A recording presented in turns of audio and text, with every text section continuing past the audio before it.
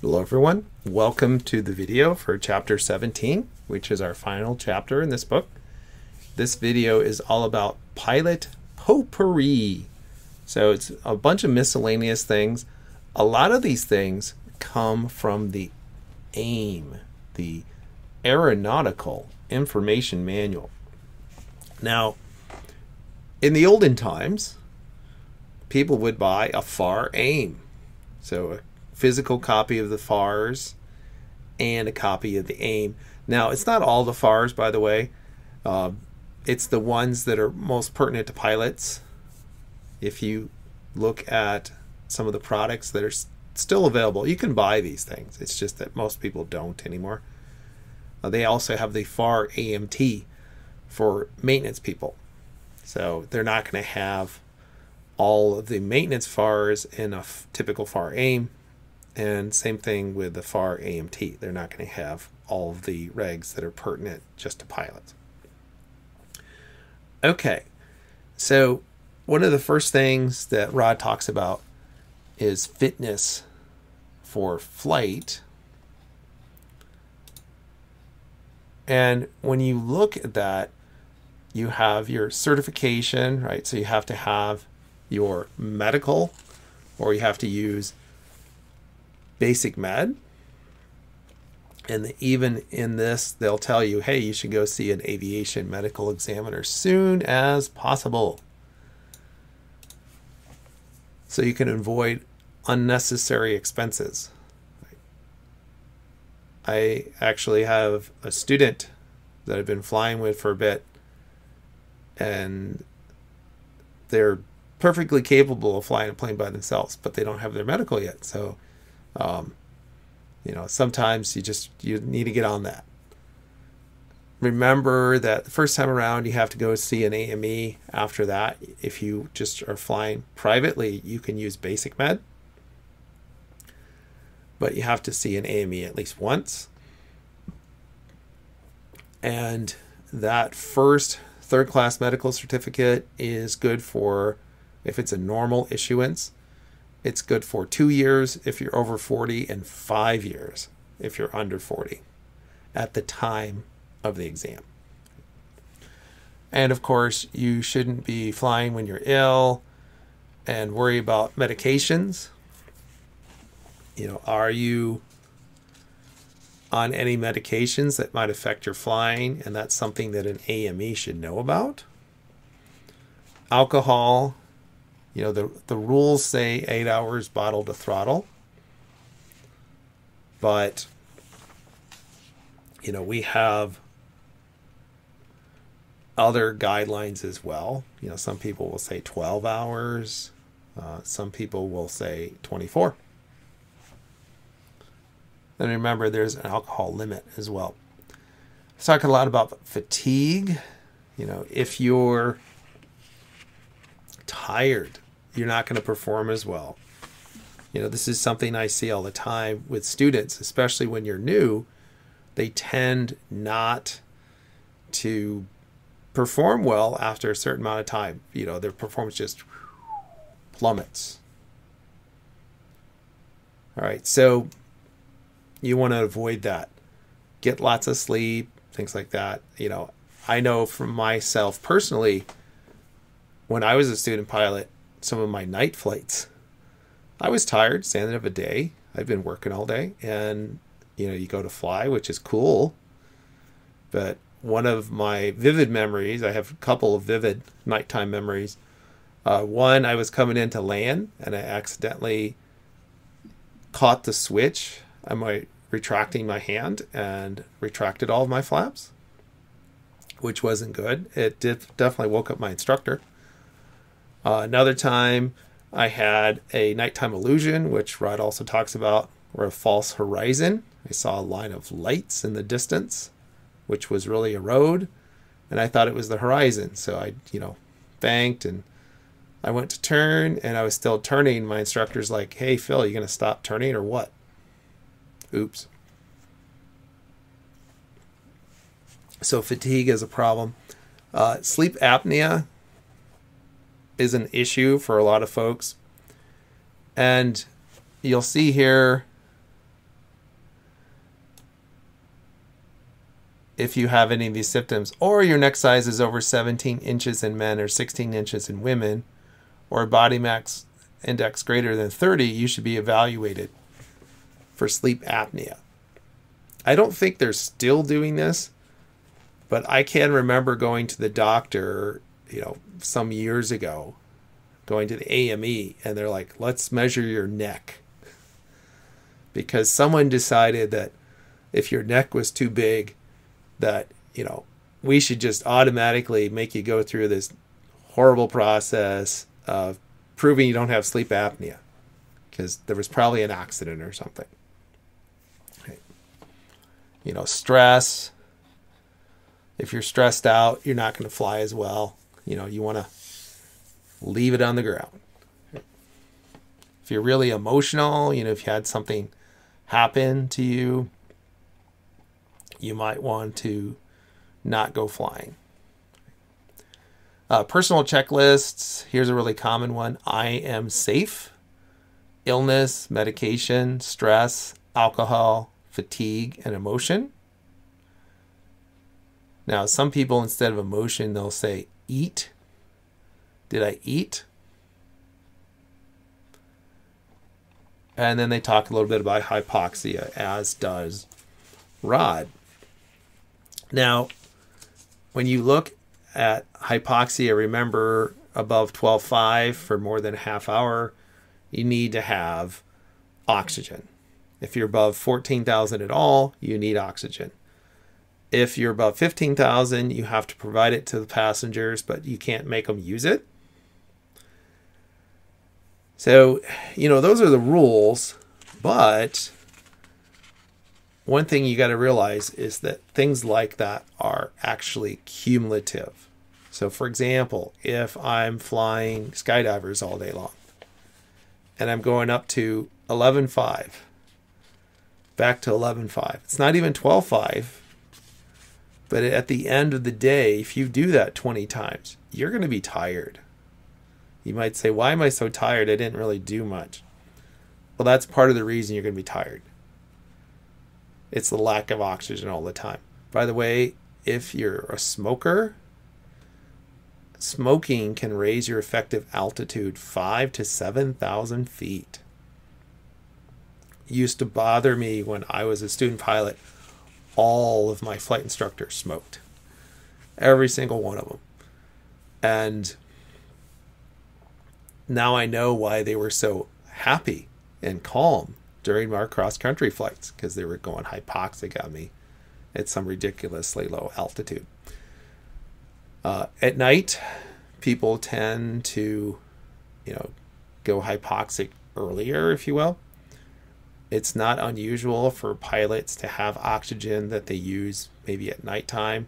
Some guys I know will get a couple hits of oxygen on their way in.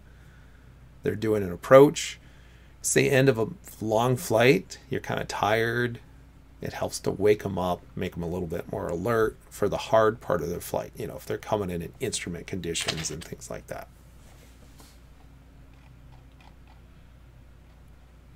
Ear blocking, sinus blocking.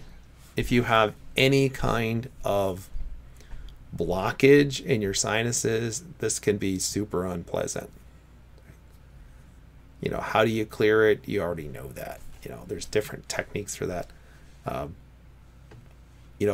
If you think you might have some issues, I'd say, some safe decongestants, something like Sudafed, something that's not going to make you sleepy, might be a good idea. If you go to the extremes, if you're doing something like skydiving, where you're falling at a pretty good clip, you're falling 130 miles an hour straight down, you might want to have some unblocked sinuses. People have ruptured their sinuses skydiving. It's not a good thing. If you're descending more than 500 feet per minute, you might have passengers complaining. Scuba diving, you should not go flying right after you've been scuba diving. And there's some rules. if you're a scuba diver, you should know these rules already. Talk about hyperventilation. How do you fix that? You can do things like, breathe into a bag, and that can help you a little bit. Right? Carbon monoxide or CO poisoning. What's the problem with carbon monoxide? Well, it is an odorless gas, right? You can't smell it or taste it. It's just there. So what happens when you get CO poisoning? Well, you start to get sleepy, and then your decision making starts to go downhill. What are some of the symptoms? Headache, drowsiness, dizziness. So a lot of aircraft will have a little carbon monoxide detector. It's typically this little dot that sits on the instrument panel, and it says, hey, if this thing turns dark, you got CO. Some of the helicopters I fly have CO detectors. I've actually seen these go off before, and I think part of the problem was the proximity between the heater and the exhaust. And if you were going slowly, let's say you're doing some hover work or anything like that, the CO detector can go off. Although one time I did have it go off while I was in cruise flight, so I wasn't quite sure what was going on there. In that case, I went to the nearest airport. I also opened all the windows. If you're using a cabin heater and you have a CO warning of some sort, turn it off. Open the windows. I know it's maybe cold, but it's better to be cold than dead. Then you really be cold. So they talk about some different illusions, things like baleens. I'm not going to go through all of this. Rod talks about this. Illusions on landing. If the runway is wider than you're used to, then you will look like you're lower than you are, and vice versa.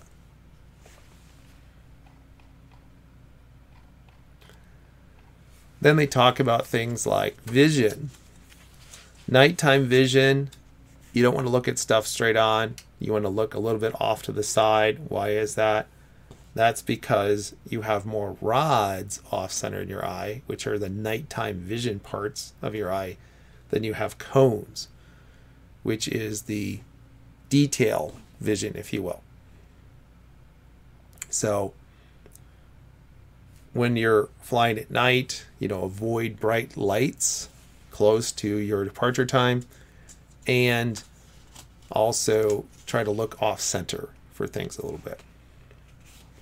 Talk about scanning for other aircraft. You should look through different sectors. Don't be this guy, the Cylon. Some of you are like, what are you saying? Well, go look up the original Battlestar Galactica, not the remake. Look up the original, and you'll see what I'm talking about. By the way, that's also known as a Larson scanner, because you could see something similar on KITT, which was a automated car driven by everyone's favorite actor. Well, if you're German, the Hoff, David Hasselhoff in Knight Rider. Okay, so don't be this. Don't be the Larson scanner. You want to look,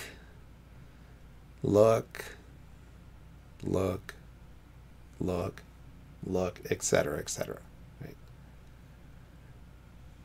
Don't be staring inside the plane all the time either. There's a lot of people that do that. You should be looking outside. So be looking outside, not inside. And take your time. Now, you can use some of the stuff inside your airplane. Maybe your GPS shows traffic. If you don't have that, maybe you have a tablet that shows traffic. Use that to supplement what you see, but don't use that as the only source. A lot of aircraft will not show up on those displays. And we'll talk a little bit more about that in a little bit here. Talks about aerobatic flight.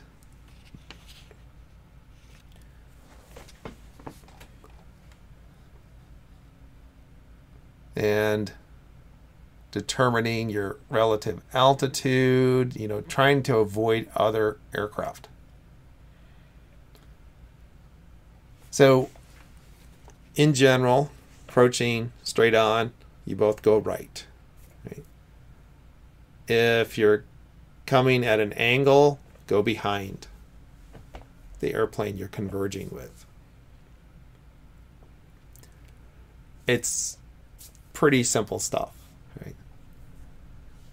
If you can see their nav lights, that will help you know which way they're going. And, Rod talks a little bit more about that. What are the high hazard areas? Traffic pattern. Most collisions happen close to an airport. Many happen in the traffic pattern. Why close to an airport? Well, it's a big sky, but if you're going to the same place, there could be a collision there. So be looking outside. Don't be like some of these airline guys that never look outside the airplane. I had a friend, everyone knows about the Miracle on the Hudson. And I think he made a pretty valid point when he said, everyone's like, this guy Sully, he's a hero. And, he landed this plane when both of his engines went out. And he's like, no, he's a typical airline pilot that doesn't freaking look outside the airplane. And I thought about it, I'm like, you're not wrong. You ought to be able to avoid a flock of birds of sufficient size to fail all of your engines in an airliner. I mean, that's a lot of birds.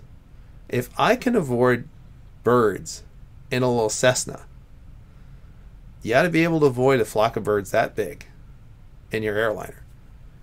But if you're never looking outside, you won't see it. I mean, I can remember sometimes where I've been coming into an airport. One time there was a pilot that was complaining that we got too close to him. Well, he never looked outside. He was coming in on final, and we were on downwind. And then when we passed him, we turned in behind him and we landed. But, he's like, well, I got an alert. It's like, of course you did. We're on a half-mile downwind, so we're a half-mile away from you. But we have you in sight. We're going the opposite direction. Everybody sees everybody else. But he was almost like trying to get us in trouble somehow. And the tower actually wasn't having it. They just said, did you have to deviate? And they're like, no. He said, okay. That's it. This conversation is over. Stop your complaining. So realize where these hazards can exist. Primarily, but not exclusively, near airports is typically where these things happen. Sometimes they happen in radar coverage. Do small things like actually clean your windows. Our club is supposed to have this procedure where after every flight, you clean the leading edges and the windscreen. I don't think anyone else is ever doing this. I've seen some pretty nasty looking planes. I've also can remember several occurrences where the plane was absolutely filthy, and the only reason it ever got clean was, somebody's going for a check ride. And we want to make sure that the examiner doesn't think that we're all a bunch of pigs or whatever. Okay. And the other things they mention is lighting. You know, at nighttime, turn on your lights. Now, they do say, you know, day or night, exterior lights can increase can increase your visibility of your aircraft. That's true. I will say this.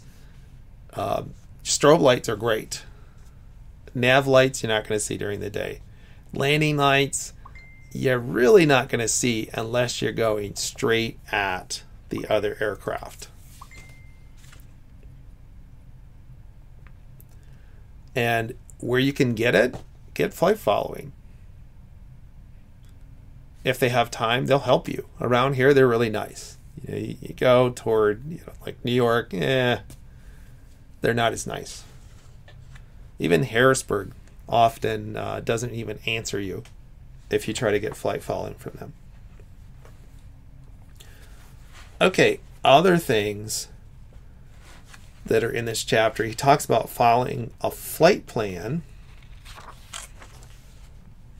Now, one thing you should know is that we now have ICAO flight plans. And he says, hey, you can use ICAO flight plans, but it's not even that. It's you will use an ICAO flight plan. The only exception to that would be if you were filing a flight plan to go to DC area. That one is slightly different. Okay, so I don't know that that's actually in the AIM here. But I would say the AIM is a good thing. And again, I would download a copy and at least skim it. You know, some of this stuff in the AIM is not really relevant anymore, but a lot of it is.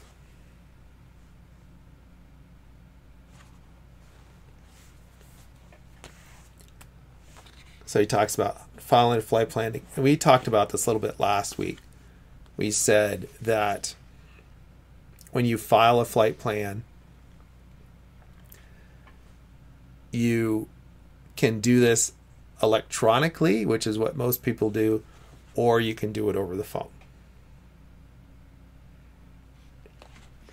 Now, the thing about the ICAO flight plans, it's kind of weird. It used to be super easy, where you just said, hey, here's the equipment I have.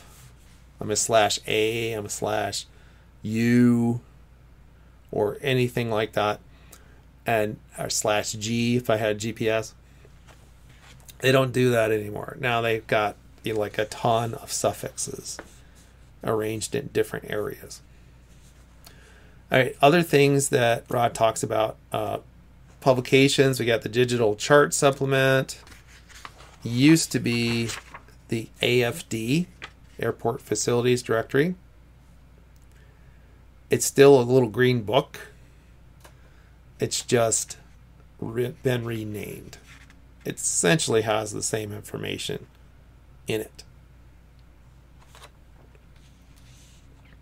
Of course, we have the AIM, which we're reading now. Talks a little about NOTAMs. We've talked about those before. We have these things called advisory circulars. An advisory circular is not regulatory, but it has some really good information. So you can get different advisory circulars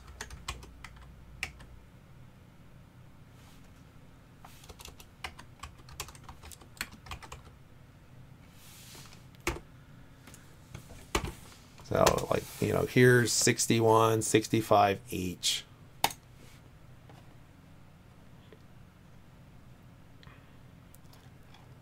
So AC 61-something is going to have something to do with airmen, because remember, FAR Part 61 has to do with certification of airmen.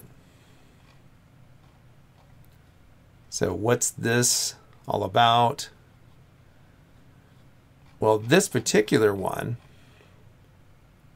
talks about different endorsements and things that you need to get.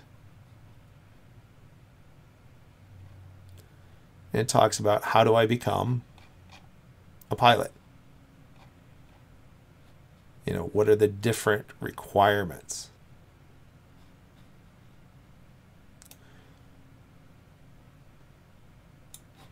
And if I go to the end of this, this is where I can look up all these recommended wordings for different endorsements. Again, it's not regulatory, it's just a recommendation.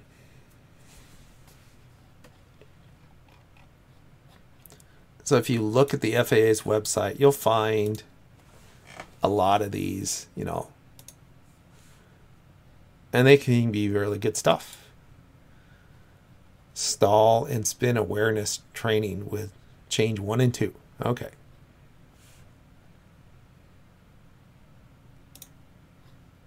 So here you go. Here's about stall and spin awareness. And it'll say there's these other publications where you can get information. Airplane Flying Handbook.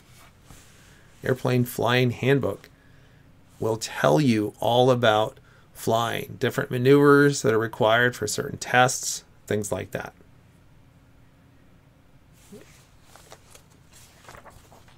Those are advisory circulars.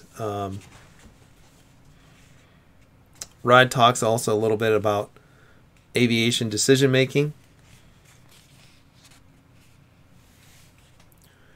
And of course, he talks about hazardous thinking. You know, some traps that pilots fall into, like peer pressure. You feel like you don't want to let your friends down, so you're going to make this trip you shouldn't have made. Well, don't kill your friends. Don't make the trip if it doesn't feel right.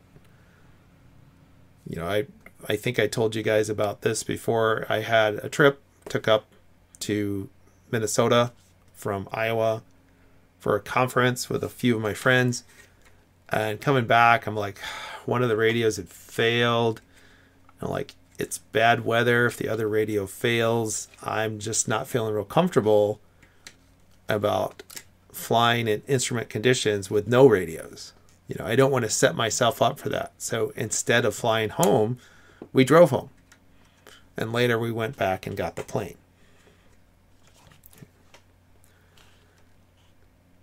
So, you know, have the right mindset. You don't have get there-itis. I got to get there. Got to get there. You know, you got tunnel vision. Just relax. You'll get there when you get there. Right. The duck under syndrome. You're like, let me just pop under these clouds. I'm sure it'll get better later.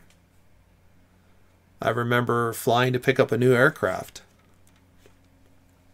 and flying with somebody who was familiar with the area, and they asked us what kind of instrument approach we wanted, and I'm like, this is what we want. And then he got on the radio and said, oh no, it looks like it's clearing up, we'll do the visual approach. And then he just like popped us under all these clouds, and it was kind of dodgy, you know, what we were doing there. Scud running, similar things. You know, low visibility, you're flying in low visibility and just hoping that you don't hit anything. Even in helicopters, this can be a problem. Although helicopters, in theory, you can always slow down or hover if you're close to the ground. Obviously, in this country recently, we've seen that some pilots seem to have forgotten that. And they just fly into mountains at 160 knots. Continuing VFR into instrument conditions. Very common accident where you're flying VFR and you encounter instrument conditions, you keep on going. Now, this can sometimes happen even to IFR rated pilots where they, you know, suddenly encounter instrument conditions and they weren't prepared for it. They weren't ready for it. Getting behind the plane, You know, if you go from something like a 172A to, I don't know, let's say Piper Lance, it's a little bit faster, right? You more than doubled your horsepower. Things happen very quickly in a larger, more powerful airplane. Losing situational awareness. You don't know where you're at. You don't know that you're that low or that you're that slow. You know, when you come into land, are you so focused on your target you didn't realize that your speed is 10 knots lower than it's supposed to be? And you're right on the edge of stalling the plane? You know, if you pulled back even just a little bit more, or if you reduce power, it would instantly stall. So you need to be aware of what's going on. Not having enough fuel. People run out of gas all the time. You know, when I had my off-airport landing in the woods, first thing the FAA guy did was accuse me of running out of gas. And why is that? Well, 80% of the time he's right, but in my case, he wouldn't have been right. If you're flying IFR and you're descending below your minimum en route altitude, that is also bad. And not flight planning. You're like, I've been there before. Don't need a flight plan. It's like, yeah, you do need to flight plan. You need to check weather. I can recall, actually even just yesterday, looking at the forecast. I was going to make a little trip down south, down toward Lancaster, and ended up not doing that, in part because, you know, I couldn't get a helicopter. I was going to fly a helicopter with one of my students, but couldn't do that for a technical reason. But anyway, we went somewhere else. Well, one of the instructors down there told me later, he said, oh, well, it was all IFR down here. And I'm like, well, it wasn't forecast to be IFR. But it suddenly went IFR down there, even though the forecast said VFR all day long. So it happens. Okay, other things that Rod talks about: hazardous attitudes and their antidotes. This is something that you very likely will get asked about on your knowledge test. So what are these hazardous attitudes? The anti-authority attitude. You know, don't tell me what to do. Don't tell me, you know, how fast I can fly, or that I can't take passengers as a student pilot, whatever. So what's the antidote to that? You got to realize that there's a reason for these rules. Now, when it comes to flying, the regulations, often we say the regulations are written in blood. What does that mean?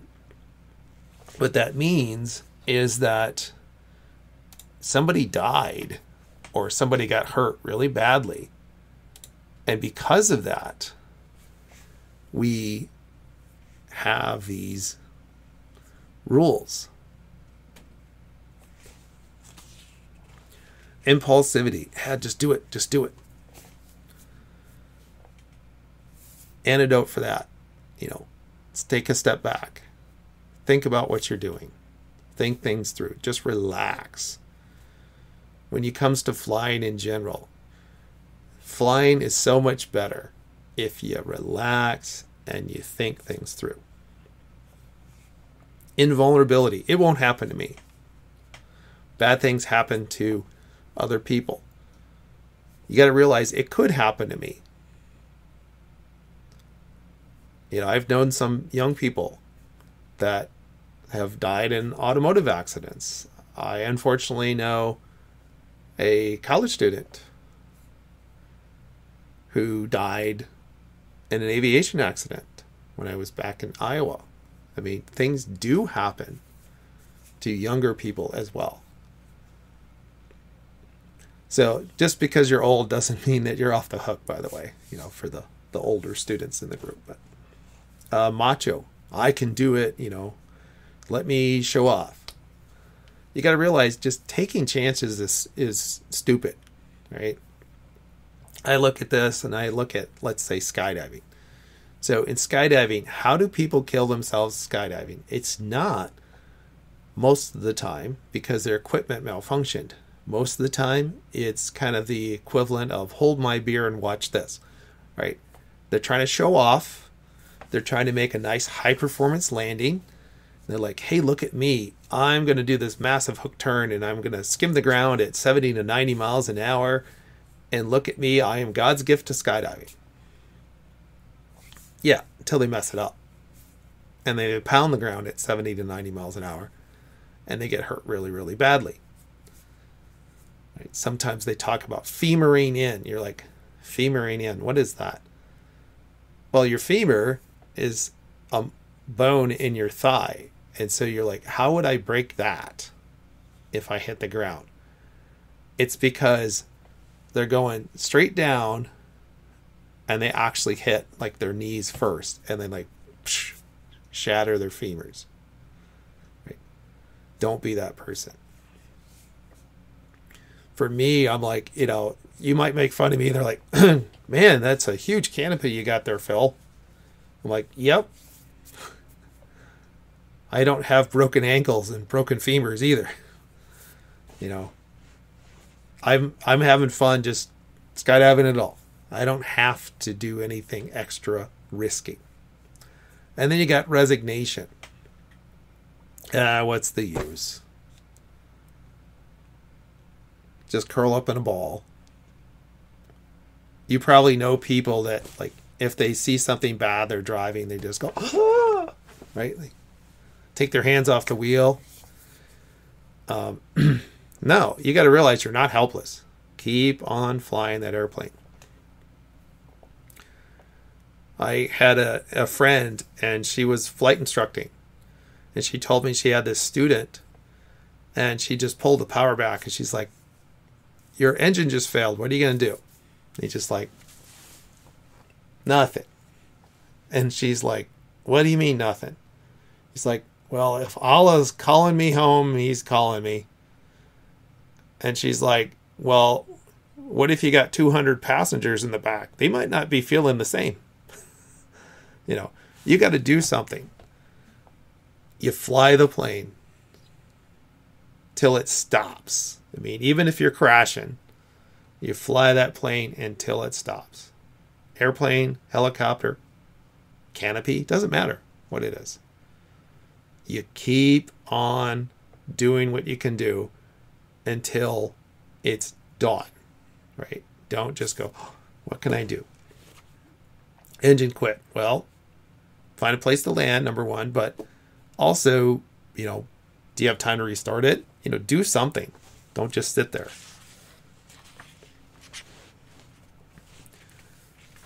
He talks a little bit about things like crew resource management. It's not super relevant in a small aircraft, but it is somewhat there. If you have a passenger, maybe they can do radios for you, hold stuff for you. All these are possible. Talks about things like the margin of safety, how over time your abilities go down. You're getting fatigued, right? But maybe the requirements of you are going up in that flight. Maybe the weather's going down, you have to come in and land, and bad weather, might have to do an instrument approach.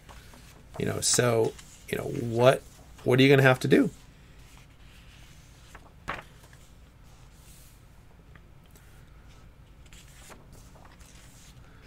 And he has a couple of post-flight briefings. So he talks about TCAS.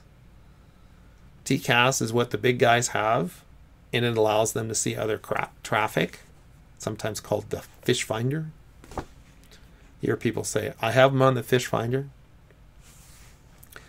Now, we tend not to fly with TCAS systems, which are certified systems. We tend to have things like TAS and TCAD. And what's that? It's a warning system, but it's not a certified system. But it's cheap. And he has a couple of examples of that. as well. He talks about TIS, Traffic Information Service. This is something you can get if you have a Mode S transponder, where you can have some aircraft displayed on your screen. Why only some aircraft? The ones that ATC tells you about. You know, that little Piper Cub that's got no transponder might not see it. A regular aircraft does have a transponder, but it's too low. They might not see it. So that's TIS. Now, related to that is TIS-B.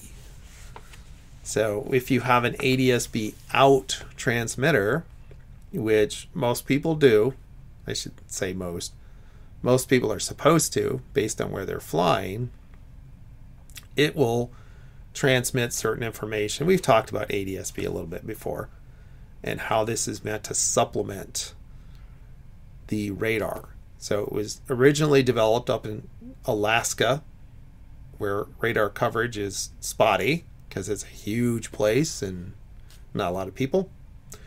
So they have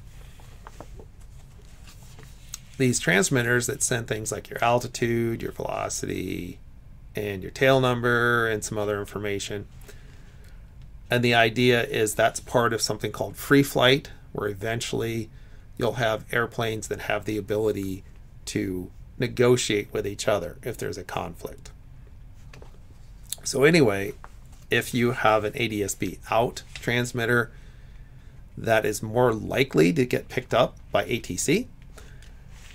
And then the TIS-B is going to receive that information.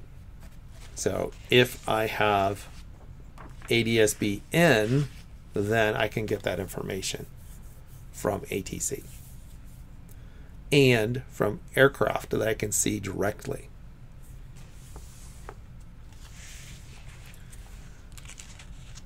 And the post-flight briefing 17.2 is all about these new ICAO flight plans and what those look like. The other ones, he's got NOTAM abbreviations, general abbreviations, I am safe checklist, which we already talked about. Then there's the PAVE checklist, pilot, aircraft, environment, and external pressures. And that's it. That is the book. So I hope you guys have enjoyed this class. I hope this has been useful for you, and I hope that all of you will, decide to pursue some flight training, and I will see you guys around the airport and around the skies. So I guess it's bye for now. This is the end of our course, and I will talk to you guys later.